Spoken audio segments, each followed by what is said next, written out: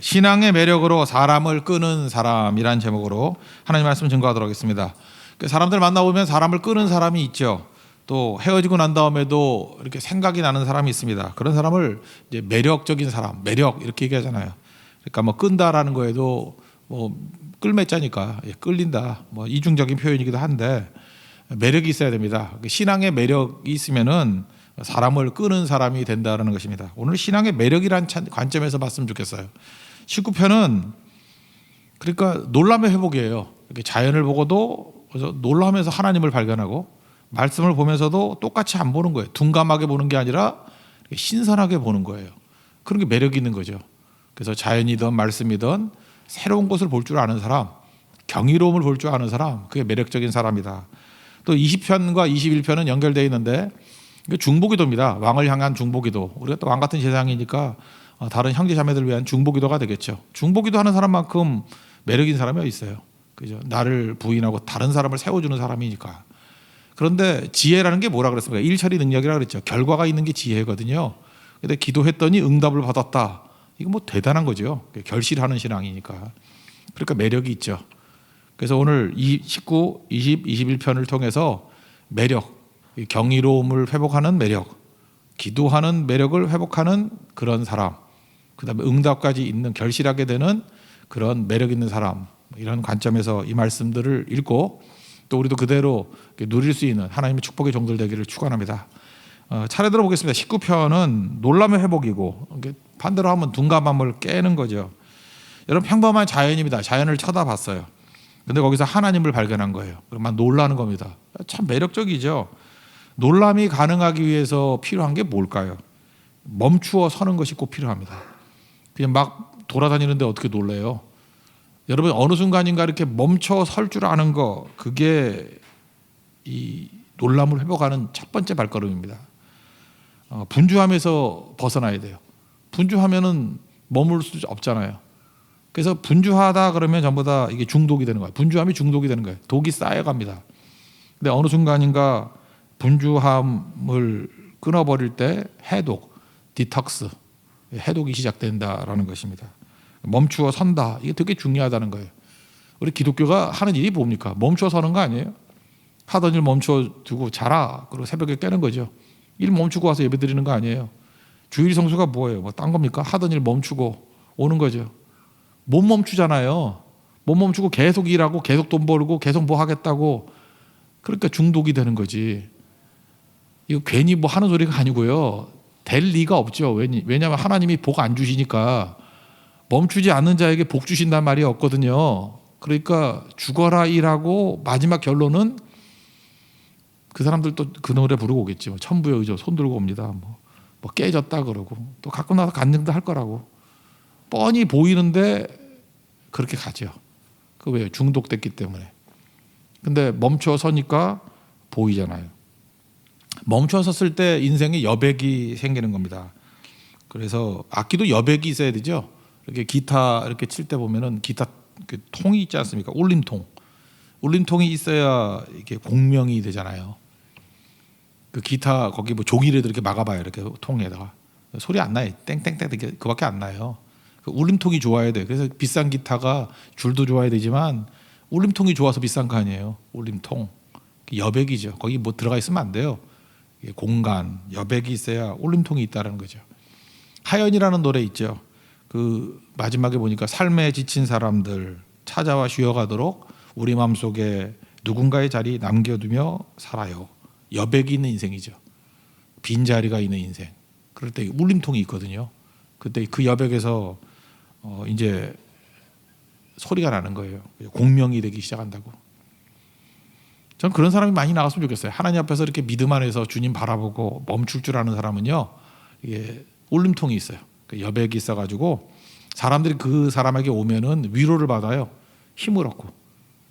그래서 그런 사람이 있으면 좋겠어요. 하나님만 의지하기 때문에 난 시간 많아. 나는 자리도 많아. 또 마음도 활짝 열려 있어. 너무 힘든 사람들 내게 와서 좀 쉬어가. 그런 사람이 있으면 최고죠.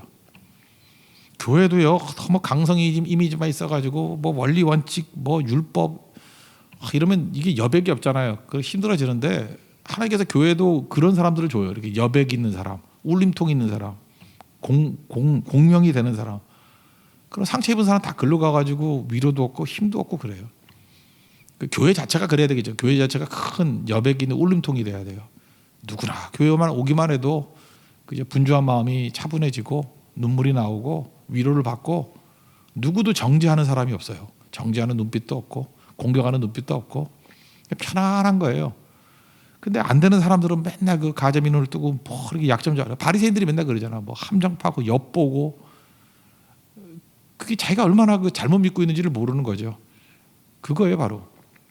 하나님 앞에서 자연을 바라보고도 이렇게 울림통이 되는 여백이 있는 인생. 어떤 사람 만나면 맨날 바빠 보이는 사람 있잖아요. 그러니까 아무것도 안 되는 거죠. 근데 진짜 바쁜 사람인데도 불구하고 그 사람에게는 뭔가 여백이 있어요. 그래서 뭐 시간적으로 길지도 않은데 5분 10분 있는데도 불구하고 회복이 되고 쉼이 있어요. 지금 오늘 본문의 사람이 그런 사람입니다. 자연을 바라보고도 하나님 발견하고 찬송하고 그 여유가 있고 남들이 못 보는 걸 보는 인생. 1절부터 4절까지 한번 읽겠습니다. 시작. 하늘이 하나님의 영광을 선포하고 궁창이 그의 손으로 하신 일을 나타내는도다. 날은 날에게 말하고 밤은 밤에게 지식을 전하니 언어도 없고 말씀도 없으며 들리는 소리도 없으나 그의 소리가 온 땅에 통하고 그의 말씀이 세상 끝까지 이르도다. 하나님의 해를 위하여 하늘에 장막을 베푸셨도다. 뭐 이런 거죠. 남들이 못 보는 걸 봐요. 왜? 멈추니까 저런 게 보이네 이러는 거라고요. 이런 뭐 대표적인 게 뭐 없을까 했더니 빈센트 반 고흐의 별이 빛나는 밤에, 이거 한번 보여주세요. 그림. 별이 빛나는 밤에. 뭐 흐려서 보이나요? 교회가 보이죠. 교회가 있고 하늘에 별들이 막 이렇게 소용돌이 치고 있죠. 그리고 나무가 막 움직이죠. 이거 지금 뭐 그린 거 보니까 뭐 이런가 보다 그러지. 처음 이 그림 봤을 때 사람들이 충격을 받은 거라고요. 아니 빈센트 반 고흐는 도대체 어떤 사람인데 별이 움직이는 게 보이는가 봐. 나무에 살아있음이 보이는가 봐. 그리고 심지어 어떤 사람은 나는 모르겠는데 여기서 교회 종소리가 들린대. 별이 이상한 놈 다 있어. 내가 식었나? 그래서 이 그림을 보고 뭐 노래도 많이 만들고 뭐 그런 거 노래도 있잖아요. 빈센트 반 고흐의 그 스타리 나이 하면서 뭐 옛날 노래 있잖아요. 그죠? 그것도 있고 뭐 평론도 있고 책도 쓰고 이거 해요. 그러니까 놀라는 거잖아요. 놀라움. 고흐가 어떻게 이런 걸 보느냐. 그러니까 시인의 눈으로 본 화가라 그러잖아요. 고흐를. 그러니까 경이로운 눈이죠. 이게 대단한 거라는 것입니다. 여러분 뭐에 놀라십니까? 이게 자연 보고도 이런 게 나와야 되는데 우리 뭘 보고 놀라요? 뭐 비싼 차 보고 놀라고. 이 집은 도대체 몇 평이에요? 뭐 아파트가 커 보이네. 그런 거 갖고 놀라고. 그러면 안 되겠죠. 믿음이란 것은 다른 세계를 볼 수 있는 능력이에요. 다름을 보는 거라고. 자연 속에서 하나님을 볼 줄 아는 능력, 놀람의 회복. 그러니까 매력이 있죠. 똑같이 안 봐요. 어떻게 저런 걸 보지? 그래서 고흐 같은 눈을 가지고 있는 사람, 그게 자연 계시를 통한 하나님의 능력을 가진 사람이다. 이렇게 말할 수 있다는 것입니다. 이게 6절까지고 7절부터는 이제 특별 계시, 하나님 말씀 때문에 놀라는 거예요. 여기 뭐 똑같은 얘기를 시에서는 반복을 안 하니까 다 말씀이에요. 말씀인데 율법이다, 증거다, 교훈이다, 계명이다 이렇게 여러 가지로 표현하죠. 근데 순서는 어떻게 되죠? 그 말씀이 들어오면 완전하기 때문에 소송한다. 하나님 말씀이 꽉 차면 살아나기 시작해요. 그리고 말씀이 들어오면 확실하기 때문에, 확실히 뭐죠? 빛이 있으라 그랬더니 빛이 있었다는 거죠. 주님 말씀하시면 그대로 되는 거예요. 그죠? 포도주가 물이 포도주 되고, 그러니까 말씀하시면 예수님이 말씀하시니 그런 거라고요. 그러니까 뭐예요? 지혜라는 게 뭐라 그랬어요? 일처리 능력, 결과를 내는 거. 그러니까 지혜롭다라는 건 뭐냐면 결과가 나온다는 거예요. 일처리 할 줄 안다는 거예요. 결실한다는 거예요. 30배, 60배, 100배 결실을 한다는 거예요. 말씀이 지혜를 주는 거예요. 말씀 붙들면 빛이 있으라, 빛이 생깁니다. 믿습니까? 그거예요, 그거. 그 다음에 뭐 정직하기 때문에 기쁘다. 속이는 사람, 거짓말하는 사람이 제일 괴롭다 그러잖아요. 기쁘고 편안하고. 그 다음에 순결하기 때문에 눈이 밝아진다. 하나님 말씀에서 이런 것들을 발견하는 거예요. 말씀이 나를 살리는 힘이구나. 두 절만 읽어볼까요? 7절 8절 한번 읽겠습니다. 시작. 여호와의 율법은 완전하여 영혼을 소송시키며 여호와의 증거는 확실하여 우둔한 자를 지혜롭게 하며 여호와의 교훈은 정직하여 마음을 기쁘게 하고 여호와의 계명은 순결하여 눈을 밝게 하시도다. 똑같은 말씀을 네 가지로 표현하면서 각각 나오는 현상들을 쭉 말하고 있다는 것입니다. 말씀이 하는 역할이 또 하나가 더 있는데 거울 역할을 한다는 거예요. 우리 12절 한번 읽겠습니다. 시작. 자기 허물을 능히 깨달을 자 누구리요 나의 숨은 허물에서 벗어나게 하소서. 사람들이 제일 싫어하는 게 뭘까요? 자기 모습을 대면하는 겁니다. 저는 뭐 그 면모도 보기 싫어가지고 거울이 없었어요. 고등학교 졸업할 때까지. 나는 거울 내가 어떻게 되는지 몰랐어요. 보면 놀라니까 그냥. 그랬던 적이 있었던 것 같은데 여자분들은 거울 자꾸만 쳐다보는 이유가 그래도 자기 얼굴이 만족해서 그러죠. 예쁜지 알죠? 마스크 쓰니까 참 좋아요. 다 예뻐 보여서 3분의 1을 가리니까 다 예뻐 보인다고. 뒤집어 얘기하면 별거 없다고요. 그런데도 그거 예쁜 줄 알고 그죠? 거울 보고. 근데 외모야 그럴 수 있죠. 그런데 이게 다른 사람, 이 타자, 다른 사람이 내게 거울이 돼요. 그러니까 다른 사람이 내게 거울이 된다고. 그래서 다른 사람 만나는 걸 힘들어하는 이유가 뭐냐? 내가 보이기 때문에 그래. 내가 이런 거구나 하고. 그래서 깜짝깜짝 놀래요. 예를 들어서 이제 부모와 자식 간에도 그래요. 이렇게 얘기를 하다가 대부분 뭐 여러분 같이 이렇게 교양 있는 분들은 뭐 목사인 저에게도 뭐 직설적인 얘기 잘 안 하잖아요. 그죠? 그냥 문제가 있더라도 그냥 넘어가고 웃고 그냥 은혜 받았어요. 좋아요. 이러고 가는데 이 자식 새끼들은 안 그래요. 아빠는 왜 그래? 하면서 틀린 얘기도 아니야. 정확히 맞는 얘기를 해요. 화가 나는 거야. 왜 그러냐 하면 네가 뭔데 내 본 모습과 직면하게 만들어 나를. 다른 사람들의 말이나 눈빛이요 나 자신을 만나게 만들어요. 너무 화가 나는 거야. 만나기 싫은데. 그러니까 다른 사람 이전에 자기를 만날 수 있는 길이 말씀이라는 거예요. 아프더라도 말씀에서 나를 볼 줄 알아야 된다는 것입니다. 우리에게 두 가지 나가 있어요. 되고 싶은 나와 또 현실의 나. 근데 현실에 나를 안 볼라 그래요. 되고 싶은 내가 난지 알아요. 원하면 내가 좋은 일 좋아하면 내가 좋은 사람인지 알아. 착한 일 좋아하면 착한 사람인지 알아. 선교 좋아하면 선교하는 사람인지 알아. 그건 되고 싶은 거죠. 근데 현실의 나는 뭐예요? 죽어도 기도 안 하는 나, 죽어도 선교 안 가는 나, 인색한 나, 그죠? 멈출 줄 모르는 나. 그런 거 가끔 말씀을 통해서 이렇게 직면하게 되면 뿔따고 난다고 열받아가지고 뭐 오늘 치는 설교를 했다느니 뭐 이러고. 왜 그래요? 직면하는 게 괴롭기 때문에 그런 거라고요. 그 말씀에 직면 못하면 현장에서 직면해요. 아니면 나중에 심판대 앞에 직면하게 되는 거죠. 참 무서운 얘기 아닙니까? 사탄이 하는 일은 뭐냐면 사탄을 만나면 여러분들이 기분 좋을 수도 있어요. 나 자신과 직면하지 못하게 인생을 디자인해요. 좀 직면할 만하면 술 마셔 그러고 마시 가게 만들어버리고 또 직면하자 그러면 대표적인 장례식 아니에요.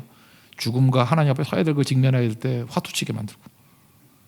그죠? 그래서 장례식장에 화투가 있는 거예요. 왜냐하면 진지하게 나 자신과 직면할 시간을 없애는 마귀의 장치라고.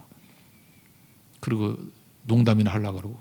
또 진지하게 코로나 바이러스 때 그죠? 하나님 앞에서 우리가 어떻게 서야 될 것인가 이렇게 딱 서게 만들 때 비기트하는 부부의 세계 이런 거 만들어가지고 그죠? 생각 못하게 만들고. 그 다 뿌리에 누가 있어요? 마귀가 우리를 하여금 집중 못하게 만드는 거예요. 계속 나와 직면하지 못하게 만드는 거. 여러분 죄라는 게 뭡니까? 죄는 부자유스러운 거예요. 근데 죄 처음 지으면 죄책감이 있어요. 죄책감 괴롭죠. 죄의식, 죄책감. 근데 그것도 계속하면 익숙해집니다. 죄도 똑같은 죄도 또 하면 익숙해져요. 그래서 타락이라는 걸 이렇게 정의 내릴 수 있어요. 죄의 익숙함. 죄가 익숙해지는 걸 타락이라 그래요. 그러니까 타락하면 어떻게 되죠? 둔감해져요. 둔감. 그래서 타락은 둔감해짐 이렇게 말할 수 있다고요. 근데 타락을 끝내는 길이 뭐예요? 둔감함을 깨버리는 거라고. 둔감함을 깨버리는 방법이 무엇입니까? 그게 하나님 말씀이에요. 말씀은 우리의 둔감함을 계속 깨는 거예요. 깨고. 그래서 감각이 살아나기 시작해요. 그래서 우는 거예요. 그래서 아파하는 거고. 그래서 괴로워하는 거고 통곡하는 거고. 저는 오늘도 이런 매력이 있는 하나님의 백성 되기를 원합니다. 그죠? 당연한 걸 거부하는 거예요. 당연한 걸. 한번 보세요. 호의가 계속되면은 뭐 권리인 줄 안다. 뭐 이런 얘기가 있잖아요. 하나님께서 우리에게 호의 은혜를 베풀어 줬어요. 그랬더니 이게 권리인 줄 알아. 그래서 자꾸만 권리 의식밖에 없어. 뭐 이거 원하고 저거 원하고. 굉장히 나쁜 거거든요. 감사 의식이 있어야죠. 은혜에 대한 감사 의식. 은혜 아니면 내가 사지 못할 건데 은혜 주셨구나. 그래서 감사가 나와야 되는데 당연한 건지 알고 권리를 주장한다고. 그거는 사실 상태가 나쁜 것보다 더 나쁜 거예요. 왜냐? 하나님 앞에서 감사를 잃어버렸기 때문에 그런 일이 벌어지게 된다는 것입니다. 오늘 감사는 누가 하는 거죠? 어떻게 저런 거 가지고도 감사를 해? 이런 거죠. 감각이 살아나는 거라고. 놀람이 살아나는 거라고요. 그게 하나님 백성입니다. 14절 한번 다 가지겠습니다. 시작. 나의 반석이시오 나의 구속사이신 여호와여 내 입의 말과 마음의 묵상이 주님 앞에 연락되기를 원하나이다. 그러니까 자연을 통해서든 말씀을 통해서든 내가 놀람이 회복되기를 원합니다. 그리고 둔감함이 깨지기를 원합니다. 이게 매력이라는 거예요. 이게 신앙의 능력입니다. 이런 능력을 회복할 수 있는 하나님의 거룩한 종 되기를 축원합니다. 그 다음 두 번째 매력은 뭐겠어요? 기도죠. 중보기도. 백성이 출정하는 왕에게, 다윗이겠죠. 왕을 위해서 중보기도해 주는 겁니다. 그래서 여기는 인칭이 1인칭이 아니라 나가 아니라 너예요. 너 당신이 이렇게 너를 위한 기도라는 거예요. 그리고 집단 지성이라는 게 있죠. 집단이 갖고 있는 지성, 여러 사람의 지식이 모이면 힘이 있다. 우리 신앙인은 집단 신앙, 그 좀 말이 이상하네. 집단 대신에 공동체란 말을 쓸게요. 공동체 신앙이 중요하다는 것입니다. 공동체 신앙에서 능력이 나오는 거예요. 공동체 신앙에서 뿌리가 있는 거예요. 우리 지금 교회 공동체가 있잖아요. 이 공동체에서 나오는 힘, 이게 어마어마하다라는 것입니다. 먼저 한번 1절을 한번 읽어보겠습니다. 20장 1절 시작. 환난 날에 여호와께서 내게 응답하시고 야곱의 하나님의 이름이 너를 높이 드시며. 여기서부터 환난 날에 응답했다. 그 다음에 야곱의 하나님의 이름이 너를 높이신다. 이거 기억 안 나요? 창세기 35장. 뿌리가 있는 거예요. 다윗을 지금 그냥 격려하는 게 아니라 옛날 같이 공유된 공동체의 믿음이 있어요. 그 공동체의 믿음 가지고 격려하는 거예요. 창세기 34장에 보면은 그 야곱의 딸 디나가 겁탈당하죠. 하몰의 아들 세겜에게. 그랬더니 뭐 생략하면 시므온과 레위가 가서 다 죽여버리잖아요. 그 죽이면 뭐 다행인가? 그 원주민들이 와가지고 이제 멸절 위기가 놓이잖아요. 야곱이 놀래도 이렇게 놀랄 데가 없었어요. 그래서 이것 때문에 두 놈의 아들 2번 3번 아들 맨날 저주하잖아. 시므온과 레위 흩어져 버릴 것이다 이 망할 놈들 하면서. 그죠? 그래서 이게 너무 큰 충격이었다 인생에서. 그때의 위기를 가지고 하나님 앞에 나아가는 모습이 35장에 나오는 야곱이에요. 베델로 올라가자. 35장 3절에 보니까 우리가 일어나 베델로 올라가자. 그 다음에 내 환난 날에 내게 응답하시며 이런 말씀이 나와요. 내 환난 날에 내게 응답하시며. 이게 이스라엘 공동체에게 있어서 굉장히 중요한 위기 상황 가운데 하나님께 나아갔던 그 첫 번째 메시지라고. 이게 환난 가운데 주님께서 응답해 주셨다. 그 기억나시죠? 야곱이 그러면서 당신에게도 지금 이 전쟁이 환난 때인데 하나님께서 응답해 주시기를 원합니다. 1절 보세요. 환난 날에 여호와께서 내게 응답하시고 그랬잖아요. 어떤 하나님이요? 야곱의 하나님의 이름이 너를 높이 드시며. 창세기 35장의 말씀이 그대로 당신에게도 이루어지길 원합니다 라고 하는 거죠. 뿌리죠. 뿌리. 말씀의 뿌리를 가지고 지금 얘기하고 있다는 것입니다. 또 하나는 뭐냐? 소원이 이루어지길 원합니다. 그러니까 멋대로 된다는 게 아니라 어떤 소원이냐? 이게 출애굽기 17장 얘기가 또 나와요. 아말렉 물리치는 얘기가 나오잖아요. 물리치고 난 다음에 하나님께서 단을 쌓고 난 다음에 그 단 이름이 여호와 니시. 모세가 단을 쌓고 출애굽기 17장 15절이에요. 그 이름을 여호와 니시 깃발이다. 여호와는 나의 깃발이다. 여호와는 나의 승리다. 그죠? 승리다. 그걸 상기시키는 거잖아요. 4절 5절 한번 읽겠습니다. 시작. 내 마음의 소원대로 허락하시고 내 모든 계획을 이루어 주시기를 원하노라. 우리가 너의 승리로 말미암아 개가를 부르며 우리 하나님의 이름으로 우리의 깃발을 세우리니 여호와께서 내 모든 기도를 이루어 주시기를 원하노라. 출애굽기 17장에서 여호와 니시 하나님이 승리를 주셨던가 마찬가지로 이번 전쟁에 나가서도 모세는 기도하고 여호수아는 전쟁했던 그 아말렉 르비딘 광야에서의 아말렉의 승리를 알고 있지 않느냐. 그때 여호와의 깃발이 이번에도 휘날리기를 원한다. 기도는 이렇게 하는 거예요. 대충 하는 게 아니라 뿌리가 있어요. 뿌리. 창세기 35장의 승리, 기도의 응답, 그 다음에 출애굽기 17장에 이런 승리가 있기를 원한다. 하나 더 있는데 당신이 골리앗 물리쳤을 때 승리했던 거 있지 않느냐.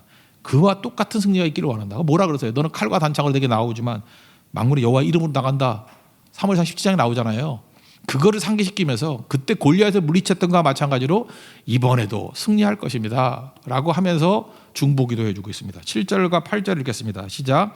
어떤 사람은 병거, 어떤 사람은 말을 의지하나 우리는 여호와 우리 하나님의 이름을 자랑하리로다. 그들은 비틀거리면 엎어지고 우리는 일어나 바로 서도다.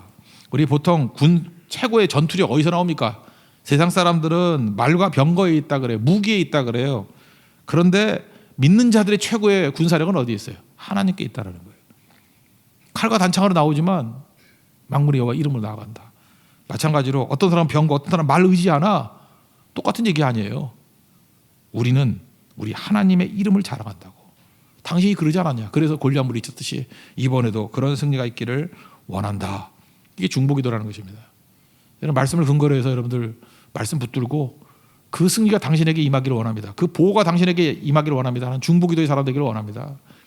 우리 병자들 있잖아요. 근데 말씀이 있잖아요. 말씀 붙들고 나가야 되죠. 믿음의 기도는 병든 자를 구원하리니 주께서 그를 일으키실 거라고. 야고보서 5장에 나오잖아요. 15절. 그래서 병든 자를 이렇게 세워야 된다고. 기도하면 돼. 기도하면 간구하는 모습이 있어야 된다는 것입니다. 이 코로나 바이러스를 놓고도 하나님 앞에 강구하자고요. 병든 자를 고치시는 분 아니에요. 그죠? 이 바이러스도 물러나게, 전염병도 물러나게 하나님께서 우리 불쌍히 여겨달라고, 이것이 하나님 때문에 이루는 승리가 될 수 있도록 해달라고 기도해야 된다는 것입니다. 미국에 계신 제 아는 목사님인데 강주민 목사님 아침에 메시지가 왔더라고요. 목사님 미국이 아픕니다. 치유와 회복을 위해 기도해 주십시오. 거기 뭐 코리안타운 근처에 있거든요. 지금 뭐 약탈범들이 돼가지고 한인들이 너무너무 힘들어하는 것 같고 전염병의 어려움, 약탈의 어려움, 폭동의 어려움, 아프대요. 사람들 마음이 다 병들었어요. 그죠? 이때 해야 될 일이 뭐죠? 그들을 위해서 중보기도 할 때 하나님 그를 보호해 주시고 승리케 해 주십시오. 그럴 때 일어서게 된다라는 것입니다. 하나님 함께하면 승리할 줄 믿습니까? 우리 말씀을 통해서 우리 중보기도 하는 진짜 매력 있는 사람 되기를 원합니다. 그 다음에 21장은 뭐 간단히 보겠어요. 뭐 중보기도 했더니 응답했다라는 건데 응답이라니까요. 그래서 20편과 21편은 같이 읽어야 돼요. 기도했더니 응답하더라. 뭐 샘플 하나 보여줄까요? 20장 4절에 내 마음의 소원대로 허락하시고 그렇게 기도했죠. 21장 2절 한번 읽어보세요. 시작. 그의 마음의 소원을 들어주셨으며 그의 입술의 요구를 거절하지 아니하셨나이다. 마음의 소원대로 허락하시고라고 기도했더니 그대로 됐어요, 안 됐어요? 됐다라는 거예요. 됐다. 전쟁을 앞두고 기도했더니 하나님께서 전쟁 끝나고 나니까 그 기도 그대로 다 응답해 주셨다. 그리고 하나님께서 어떻게 일을 하셨냐면 앞서서 일하셨다. 영접이란 말이 나오는데 이거는 앞서다 그런 뜻이에요. 주님이 앞서서 일해 주셨다. 누가복음 15장에 나오는 탕자가 돌아올 때 아버지가 먼저 왔죠. 일어서서 아들이 오나 안 오나 맨날 기다리고 있는 아버지죠. 아버지께 돌아가자 그랬더니 아직도 거리가 먼데 아버지가 뭐 시력이 좋았겠어요. 먼데 사랑의 눈이죠. 보고 있었던 거예요. 아직 거리가 먼데 아버지가 먼저 그를 보고 측은히 여겨 그 아버지가 나이 들었을 건데 달려갔대요. 누가 뛰었어요? 먼저 아버지가 보고 아버지가 달리는 거예요. 목을 안고 입을 맞추니 하나님이 그렇게 하신다는 거예요. 우리를. 그죠? 응답이 뭐냐면 하나님이 앞서서 영접하신대요. 우리를. 이건 딱 그 여기 영접이란 말은 탕자 아버지 하나님이죠. 하나님의 모습을 상상하면 됩니다. 그리고 순금관을 씌워줬다. 왕이니까 왕권과 통치권을 보호해 주셨다. 뭐 그런 뜻이겠죠. 그리고 생명을 구했더니 장수 주시고요. 영생까지 주시는 거죠. 응답이에요. 응답. 3절 4절 한번 읽겠습니다. 시작. 주의 아름다운 복으로 그를 영접하시고 순공관을 그의 머리에 씌우셨나이다. 그가 생명을 구하며 주께서 그에게 주셨으니 곧 영원한 장수로소이다. 다 패턴이 뭐냐 하면 20장에서 기도했던 것들이 그대로 21장에 이루어졌습니다. 응답됐습니다. 기도하니까 응답됐습니다. 기도했으니까 응답됐습니다. 그러니까 뭐야? 이걸 지혜라 그래요. 그냥 빛이 있으라 그랬더니 빛이 있더라. 지혜는 뭐냐 하면 일처리 능력이에요. 그 지혜란 말에는 반드시 결실한다는 뜻이에요. 지혜로운 자는 결실하고 지혜 없는 자는 바람에 나는 겨. 충청도 사람인가? 바람에 나는 겨. 그죠? 말도 안 되는 얘기라는 거죠. 그래서 하나님의 지혜라는 게 굉장히 중요해요. 말씀은 지혜를 줍니다. 결실하게 만들어요. 열매를 거두게 만든다라는 것입니다. 그러니까 우리가 할 일은 뭐죠? 주님 의지하는 거. 7절 한번 읽겠습니다. 7절 왕이 여호와를 의지하오니 지존하신 이의 인자함으로 흔들리지 아니하리이다. 여기서 인자함, 헤세드, 영어 성경 뭐 NLT 같은 데는 항상 unfailing love로 번역되어 있어요. 헤세드, 결코 실패하지 않는 사랑. 하나님의 사랑은 지혜로운 사랑이에요. 되고야 마는, 이루시고야 마는 사랑. 인자가 임하니까 흔들릴 리가 없겠죠. 최종 승리한다. 그다음 뭐 뒷부분에는 뭐 8절부터 마지막 절까지는 당대뿐만 아니라 네 후손까지도 승리, 이후에도 승리를 준다. 뭐 그런 말씀입니다. 요약하면 매력 있는 사람 되자는 거예요. 매력이 뭐예요? 놀라며 회복이에요. 둔감함을 다 깨버리는 거. 그죠? 멈출 줄 알아야 됩니다. 멈춰설 줄 알고. 그 다음에 하나님 말씀 붙들 줄 알아야 돼요. 말씀. 그래야 둔감함을 다 깨버리죠. 그게 매력이라는 거예요. 뻔한 사람 되지 마십시오. 그리고 최고의 매력은 뭐예요? 자기를 부인하고 자기 십자가를 지고 중보기도의 인생, 축복하고 기도해주는 인생, 거기다가 또 응답까지도 얻는 인생, 이거보다 강한 게 없다라는 거예요. 하나님 앞에서 이런 아름다운 모습이 실제로 우리의 모습이 되는 축복과 은혜가 임하기를 축원합니다. 자리에 일어나겠습니다. 기도를 멈추지 마라. 찬양하겠습니다.